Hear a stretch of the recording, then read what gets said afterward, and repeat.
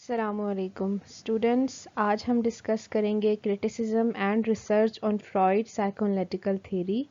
और हमने साइकोएनालिटिकल थ्योरी के तमाम टॉपिक्स को, तमाम कॉन्सेप्ट को डिटेल में डिस्कस कर लिया है। मैं आपको ओवरव्यू दूंगी अगेन कि कौन कौन से टॉपिक्स हमने साइकोएनालिटिकल थ्योरी के अंडर डिस्कस कर लिए हैं।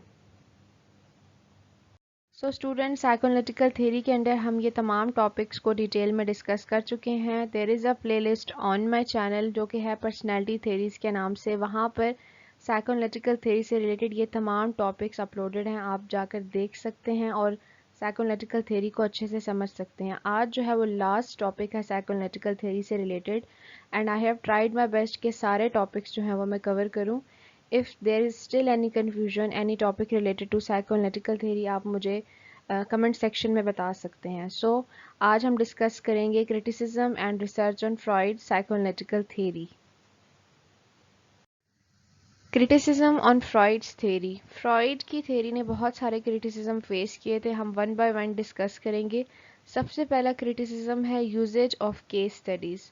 फ्रॉइड ने अपने सारे कॉन्सेप्ट जो हैं वो केस स्टडीज़ की बेस पे ही ड्राइव किए थे, लेकिन केस स्टडीज़ की अगर हम बात करें तो वो इतनी ऑब्जेक्टिव ऑब्जर्वेशन केस स्टडीज़ की नहीं होती। सेवरल लिमिटेशंस होती हैं।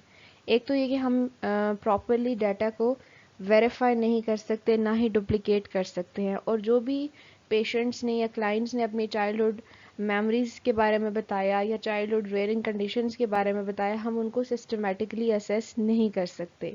तो सबसे पहला क्रिटिसिज्म यही है कि फ्रॉइड ने टोटली अपनी थ्योरी और अपने कॉन्सेप्ट्स जो हैं वो केस स्टडी से ही ड्राइव किए हैं। जो भी डाटा उसने लिया है पेशेंट्स का, वो सिंपली केस स्टडी से ही उसने एक्वायर किया है। So this is the first criticism.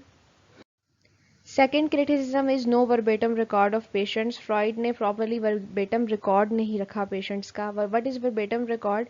कि एग्जैक्ट वर्डिंग जो है वो क्लाइंट की रिकॉर्ड की जाए जब भी वो कोई रिप्रेस्ड मेमोरीज एक्सप्रेस कर रहा है, जब भी वो कोई ट्रॉमेटिक एक्सपीरियंस शेयर करा, वहाँ पे एग्जैक्ट वर्डिंग रिकॉर्ड करना बहुत ज़्यादा ज़रूरी होता है।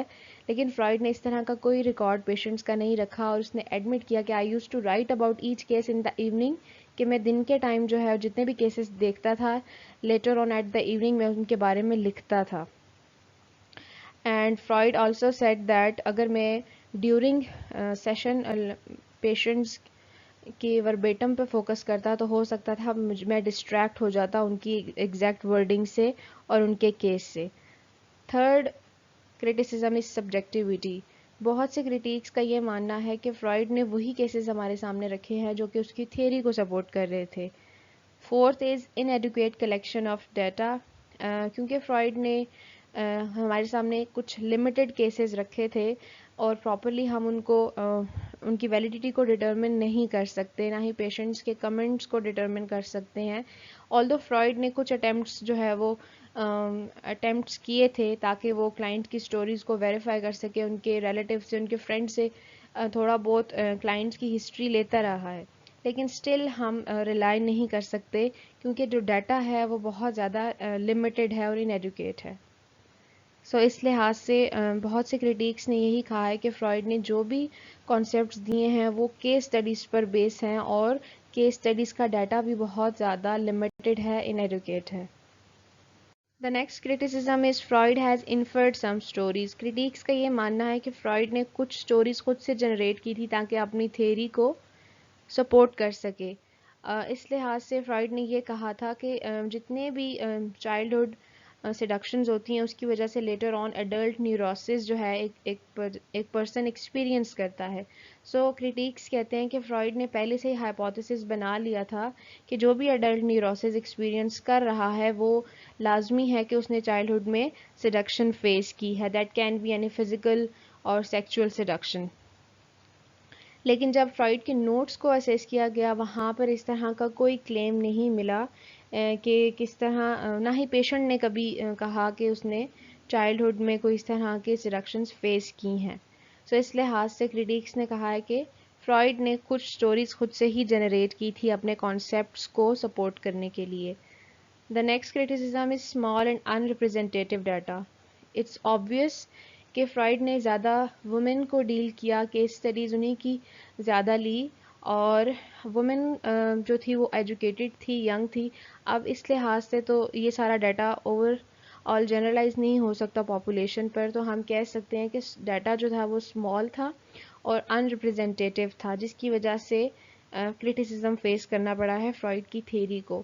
اور فرائڈ نے کچھ ہی کیسز ڈیٹیل میں ہمارے سامنے رکھے ہیں. اس کے علاوہ فرائڈ نے کافی کیسز جو ہیں ان کا ڈیٹا جو ہے خود ہی ڈسکارڈ کر دیا تھا. ڈسکریپنسیز ان فرائڈز نوٹس. فرائڈ کے جو خود کے نوٹس تھے ریلیٹڈ ٹو کیس اسٹڈیز اور جو پبلش کیے تھے فرائڈ نے کیس اسٹڈیز، ان کے درمیان بہت زیادہ ڈسکریپنسیز تھی، یعنی بہت زیادہ ڈفرینسز تھے. ایک فیمس کیس اسٹڈی ہے جو کہ ریٹ مین کی، اس میں بھی ڈسکریپنسیز دیکھنے کو ملی، یعنی بہت زیادہ ویریشنز اور ڈفرینسز دیکھنے کو ملے جو کہ پبلش ورژن میں اور فرائڈ کے نوٹس میں. تو اس لحاظ سے کریٹکس نے کہا ہے کہ کوئی بھی نہیں جانتا کہ کیا وجہ تھی، فرائڈ نے کیا ڈیلیبریٹلی ان کو چینج کیا یا پھر انکانشیسلی فرائڈ سے یہ ہوا کہ اس نے کیس کو بہت زیادہ مینیپولیٹ اور چینج کر کے ہمارے سامنے پریزنٹ کیا. اور پہلے بھی میں بتا چکی ہوں کہ فرائڈ نے بہت سارے اپنے پیشنٹ کی فائلز کو جو ہے وہ ڈسٹروائے کر لیا تھا، تو ایگزیکٹ ہمیں نہیں پتہ چلا کہ واٹ آر دا ریزنز کہ فرائڈ نے ایسا کیوں کیا. لیکن کریٹکس نے یہ کہا ہے کہ جتنے بھی نوٹس تھے وہ میچ نہیں کر رہے تھے پبلشڈ کیس اسٹڈیز سے. The next criticism is no proper supporting evidences have been found. Fried نے جو بھی کیسز پبلش کیے تھے وہ اتنے زیادہ کمپیلنگ یا سپورٹیو نہیں تھے، فرائڈ کی تھیری کو سپورٹ نہیں کر رہے تھے. The second is Freud negated the importance of scientific research. Although fried کو ایکسپیریمنٹل میتھڈ کے بارے میں نو ہاؤ تھا، لیکن اسٹل فرائڈ نے کہا کہ سائنٹیفک ریسرچ اور سائیکو انالیسس جو ہے وہ انہیرنٹلی انکمپیٹیبل ہیں، یہ دونوں اپوزٹ پولز پر ہیں. اور ایک امریکن سائیکالوجسٹ نے پراپر انفارمیشن سینڈ کی تھی، پرنٹ سینڈ کیے تھے کہ کس طرح سے فرائڈ کے کانسیپٹس کو ویلیڈیٹ کیا جا سکتا ہے. لیکن فرائڈ نے جب ان پرنٹس کو دیکھا تو ایک ٹیبل پہ یوں پھینک دیا as a gesture of rejection. So اس لحاظ سے فرائڈ نے سائنٹیفک ریسرچ کو بھی نگیٹ کیا. یہ ایک بہت بڑا کرٹیسزم تھا fried per. along with that ہم نے ڈسکس کیا کہ فرائڈ کے جتنے بھی پبلش کیسز تھے وہ اتنے زیادہ کمپیلنگ نہیں تھے، وہ تھیری کو سپورٹ نہیں کر رہے تھے.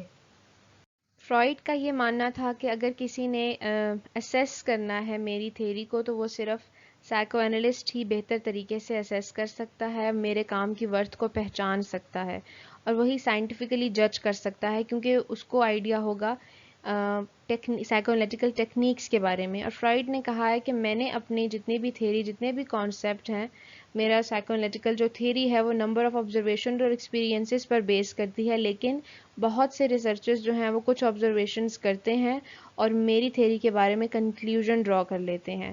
So that's all from the criticism. اب ہم دیکھتے ہیں کہ فرائڈ کی تھیری پر ریسرچ نے کیا کہا ہے، جتنی بھی ریسرچز ہوئی ہیں اس کا کیا کنکلیوژن تھا کہ کون کون سے کانسیپٹس جو ہیں وہ سائنٹیفکلی ہم ان کو ویریفائی کر سکتے ہیں اور کون سے نہیں کر سکتے اور ان کی ریزلٹس کیا ہیں.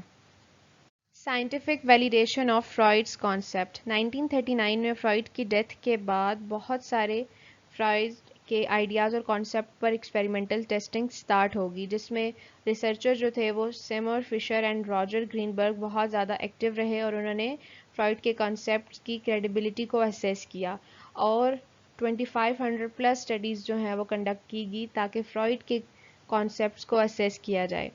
Researchers found that some of his concepts such as id, ego, superego, instinct جس میں specifically death instinct, libido, anxiety ان کو properly ٹیسٹ نہیں کیا جا سکتا، اسیس نہیں کیا جا سکتا scientifically.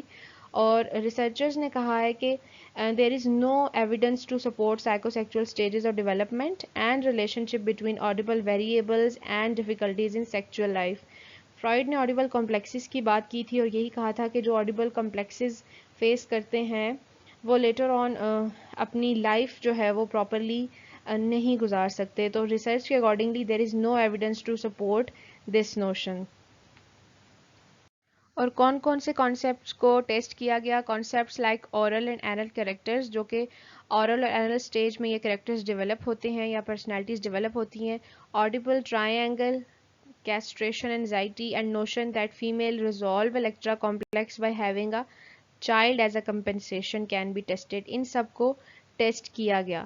اور researchers have supported some of the Freud concepts after detailed experimental studies. اور اس لحاظ سے ہر اسٹڈی کو یہاں پر مینشن کرنا جو ہے وہ پاسبل نہیں تھا کیونکہ ویڈیو بہت زیادہ پرولونگ ہو جاتی. So I have made some points. So they have concluded that unconscious influence are behaviours, کہ انکانشیس جو ہوتا ہے وہ ایٹ ٹائمز ہمارے بیہیویئر کو انفلوئنس کر رہا ہوتا ہے، اور سائنٹیفکلی یہ بات پروو کی گئی after performing a number of experimental studies. Number second is two components of ego. There are two components of ego: ego control and ego resilience. How much a person control his ego, or how much he is resilient, how much he is flexible. یہ overall کتنا زیادہ effect کرتی ہیں یہ دو components ego کے، ان دونوں کو detail میں اسیس کیا گیا، اور ریسرچ سے ثابت ہوا کہ واقعی یہ components جو ہیں وہ پرسنالٹی کو افیکٹ کرتے ہیں. اور بہت سی ریسرچز سے یہ بھی کنکلیوڈ ہوا کہ people use displacement and repression defence mechanisms unconsciously. So the next research is on oedipal complexes. Freud کے اکارڈنگلی آڈیبل کمپلیکسز ہماری لیٹر لائف کو بہت افیکٹ کرتے ہیں، جس میں اسپیشلی ریلیشن شپ بلڈ کرنے میں ود دا اپوزٹ جینڈر. لیکن ریسرچ سے یہ ثابت ہوا ہے کہ آلدو آڈیبل بیہیویئر جو ہیں وہ دیکھنے کو ملتے ہیں at the age 5 at the age 4، لیکن وہ with the passage of time decline کر دیتے ہیں till the age 5. Investigation on oral and anal personalities showed strong relationship between oral orientation and obesity. جو انفنٹس جو ہیں، جو چائلڈ جو ہیں اورلی فکسیٹ ہو جاتے ہیں اورل اسٹیج پر اور اینل اسٹیج پر، وہ لیٹر آن اورل اورینٹیشن جو ہے وہ دکھاتے ہیں، جس میں دیکھ سکتے ہیں کہ ایز اے اڈلٹ وہ بہت زیادہ فکسیٹڈ ہوتے ہیں ود دیئر بیہیویئرز، جیسے کہ ڈرنکنگ، اسموکنگ، ایٹنگ ایکسیٹرا، اور that can also lead to obesity. Freud stress that personality forms by the age 5. Freud کے اکارڈنگلی جو فرسٹ 5 ایئرز آف لائف ہیں وہ بہت امپورٹنٹ ہیں، لیکن اسٹڈیز نے یہ شو کیا ہے جو ایج ہوتی ہے مڈل چائلڈہڈ کی، اگر ہم بات کریں 7 to 12، یہ بہت امپورٹنٹ ہوتی ہے پرسنالٹی ڈیولپ کرنے میں یا ایڈلٹ پرسنالٹی کو فارم کرنے میں. سو فرائڈ نے کہا ہے کہ فرسٹ 5 ایئر آف لائف، لیکن بہت سی اسٹڈیز کنڈکٹ ہوئی، ان کے ریزلٹس کے accordingly 7 to 12 age is very important to establish the adult personality. اب ہم ڈسکس کرتے ہیں فرائڈین سلپ کو. فرائڈ کے اکارڈنگلی جو سلپ آف ٹنگ ہوتی ہے، جو پیرافریکسز ہم اسپیچ میں ایکسپیرینس کر رہے ہوتے ہیں، جب ہم نے کچھ بولنا ہو اور بولنا کچھ جاتے ہیں، تو فرائڈ کے اکارڈنگلی یہ ہمارے انکانشیس کو ریویل کر رہی ہوتی ہے. لیکن ریسرچ سے یہ ثابت ہوا ہے آلدو کچھ سلپ آف ٹنگ جو ہیں وہ سم ٹائمز ہڈن انزائٹیز کو ریویل کرتی ہیں، لیکن ہم یہ نہیں کہہ سکتے کہ ہر سلپ آف ٹنگ جو ہے وہ اس کا انکانشیس سے لنک ہے. سو سلپ آف ٹنگ کو انویسٹیگیٹ کرنا اور ویلیڈیٹ کرنا اتنا آسان نہیں ہے اکارڈنگ ٹو ریسرچرز.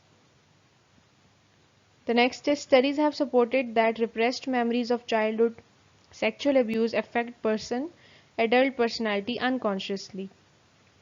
فرائڈ نے بھی یہی کہا تھا کہ جو ہماری ریپریسڈ میموریز ہوتی ہیں چائلڈہڈ کی سیکچوئل سیڈکشن کی، وہ لیٹر آن ہماری پرسنالٹی کو افیکٹ کرتی ہیں اور ایڈلٹ نیوروسس کی طرف لے کر جاتی ہیں. اور ریسرچ نے بھی یہ بات ریسرچ کے اکارڈنگلی بھی یہ نوشن یا یہ کانسیپٹ بالکل ٹھیک ہے کہ جتنی بھی ریپریسڈ میموریز ہوتی ہیں چائلڈہڈ کی، وہ لیٹر آن پرسنالٹی کو افیکٹ کرتی ہیں. اگر ایک بچے نے سیکچوئل ابیوز چائلڈہڈ میں ایکسپیرینس کیا ہوتا ہے تو ریسرچ کے ریزلٹس کے اکارڈنگلی وہ زیادہ وکٹم ہوتے ہیں، زیادہ ان کے اندر ٹینڈنسی ہوتی ہے ٹورڈ انزائٹی، ڈپریشن، سیلف ڈسٹرکٹیونیس، ان کی لو سیلف اسٹیم ہوتی ہے اور ان کے اندر سوسائڈل آئیڈیشن موجود ہوتی ہے. ہم نے سائنٹیفک ویلیڈیشن کو ڈسکس کر لیا کہ کس طرح سے فرائڈ کے کچھ کانسیپٹس کو سائنٹیفکلی ویلیڈیٹ کیا گیا اور کس طرح سے ریسرچز پرفارم کی گئی اور کنکلوڈ کیا گیا کہ دیر آر سم کانسیپٹ جو کہ اسیس کیے جا سکتے ہیں. اور اب ہم دیکھتے ہیں ایکسٹینشن آف فرائڈ تھیری، کہ فرائڈ کی تھیری کو ایکسٹینڈ کیسے کیا. فرائڈ کی جو بیٹی تھی اینا فرائڈ، وہ ینگ ایج سے ہی انٹرسٹڈ تھی، ایون فرام دا ایڈولسنٹ وہ انٹرسٹڈ تھی سائیکو انالیٹیکل تھیری میں، اور وہ اٹینٹیولی فرائڈ کے ہر کانسیپٹ کو، ہر بک کو پڑھا کرتی تھی اور انٹرسٹ لیتی تھی فرائڈ کی تھیری میں. But she has extended his theory with the name ego psychology. اینا فرائڈ کے اکارڈنگلی ایگو جو ہوتی ہے وہ انڈیپینڈنٹ ہوتی ہے اٹ سے، یعنی کہ وہ افیکٹ نہیں ہوتی، اثر انداز نہیں ہوتی اٹ کی امپلسز سے. اور شی میجرلی ورک وتھ چلڈرن، زیادہ بچوں کے ساتھ اینا فرائڈ نے کام کیا. لیکن اگر ہم بات کریں فرائڈ کی تو Freud has worked with the adults. اور اینا فرائڈ نے ایک کلینک اور ایک سینٹر بھی بنایا تاکہ وہ اینالسٹ کو ٹرین کر سکے. سب سے امپورٹنٹ رول جو ہے وہ اینا فرائڈ کا یہ ہے کہ she has given lot of defence mechanisms, اور پراپرلی بک کی فارم میں ہم کچھ ریفائنمنٹس کے ساتھ اس نے اپنے کانسیپٹس کو پیش کیا. بک کا نام تھا the ego and mechanism of defence, and she has publish this book in 1936. Object relation theories, یہاں پر آبجیکٹ ریلیشن تھیریز کو ڈسکس کرنا اس لیے ضروری تھا کیونکہ یہ لنکڈ ہے سائیکو انالیٹیکل تھیری کے ساتھ. بہت سے تھیرسٹ نے آبجیکٹ ریلیشن شپ پہ بات کرنا شروع کر دی. Object relationship main relationship of a child with a parent, mother اور کیئر گیور. نیڈ پہ فوکس کرنے کے بجائے جب بچے پراپرلی اپنے پیرنٹس پر زیادہ توجہ رکھتے ہیں یا پھر ان کا سینٹر آف اٹینشن پیرنٹس ہوتے ہیں، تو وہاں پر بہت سے تھیرسٹ نے اس ریلیشن شپ کو آبجیکٹ ریلیشن کی فارم میں ہمیں پریزنٹ کیا ہے. سو جس میں Heinz Kohut and Melanie Klein جو ہے وہ بہت فیمس کنٹریبیوٹرز ہیں، آبجیکٹ ریلیشن تھیرسٹ ہیں. ان کی تھیریز جو ہیں وہ میں الگ سے ڈسکس کروں گی. یہاں پر ڈسکس اس لیے کیا گیا کیونکہ there is a link of a concept of object relation with the Freud theory, کیونکہ فرائڈ نے بھی یہی کہا تھا کہ پیرنٹ کا ریلیشن شپ جو ہے with the child is very important, اور وہی شیپ کرتا ہے لیٹر آن پرسنالٹی کو. So that's all from the today's video. Thank you students for watching this video. اگر آپ کو یہ ویڈیو یوزفل لگی ہے تو کائنڈلی اس ویڈیو کو لائک کریں اور زیادہ سے زیادہ شیئر کریں، اور میرے چینل کو سبسکرائب کرنا نہ بھولیے گا. We will meet in the next video. Take care.